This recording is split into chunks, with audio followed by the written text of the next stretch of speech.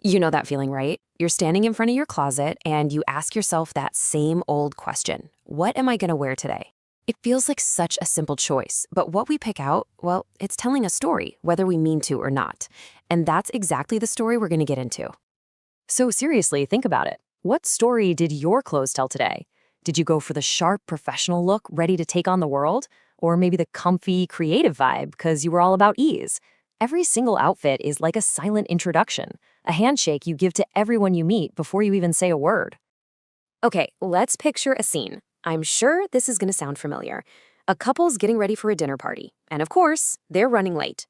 One of them is just staring at this mountain of clothes, totally frozen. Ah, yes, that famous line. You can almost hear it, can't you? One person's got the keys in their hand, totally ready to go, and the other, they are in the middle of a full-blown fashion meltdown. It's that perfect mix of love and total exasperation. We've all been there. So what's the big emergency? Well, it's a striped shirt with a checkered sweater, and to top it all off, his lucky sandals. For a dinner party. I mean, you gotta admire the confidence, I guess, even if the combination is a choice. You know, this little moment actually points to something way bigger. Clothes, they have their own language, a whole set of rules that we all just kind of get. It's not really about the fabric or the brand, it's all about communication. Let's take stripes. It's kind of wild how much information is packed into a simple pattern like that. Just by changing the direction of the lines, you can completely change how people see your shape. It's a classic trick, a little optical illusion we use all the time. And then you've got checkered patterns. Think of a chessboard. It's structured, it's bold, and it really grabs your attention. It's a statement. It's meant to make you look and keep you looking. So what happens when you throw them both together? The signals just get completely crossed. Your eyes don't know where to land. And in the world of fashion, we have a polite little term for that. It's just too busy, which is a nice way of saying it's kind of a visual mess. And this really gets to the core of what we call fashion sense. It's got nothing to do with expensive clothes. It's that intuition, right? That gut feeling for what works, for how to tell a story with your outfit that actually makes sense. But let's just pause here for a second. Because so far, we've only been talking about the surface, about the image we want people to see. But what if the stories our clothes tell are really just a cover story? What if there's a totally different story happening underneath it all?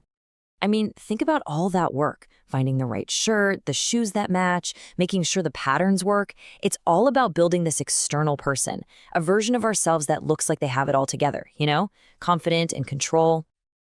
And this is the question that changes everything. What happens when the story on the outside has absolutely nothing to do with the reality on the inside? When that polished, perfect look is just a mask for deep, hidden pain? We're going to shift gears now and turn to the story of a woman whose daily battle wasn't about what to wear, but about how to just make it through the day. Her story starts one morning with a feeling that would end up defining her entire life. And that's not some poetic metaphor. That was her literal, physical reality. A pain so sharp that even the smell of coffee or the clinking of a spoon felt like an attack. A pain that made something as simple as standing up feel like an impossible task. And the pain wasn't just physical. It was a thief. It stole moments. It stole relationships. When her little boy asked why she was always in bed, it wasn't just a question. It was a direct hit to her identity as a mom. She was physically there, but she couldn't be there. She couldn't participate in her own family's life. But maybe the deepest cut of all came from her husband. He didn't see someone who was struggling. He just saw someone who was gone. He wasn't just asking about her health. He was mourning the woman he felt he had lost to this invisible sickness. So her search for some kind of relief led her down a road that's sadly all too common. It started with a doctor's visit, a prescription, and a little flicker of hope, a hope that would pretty quickly turn into a whole different kind of problem. First, it was one pill for the headaches, but the pain didn't stop.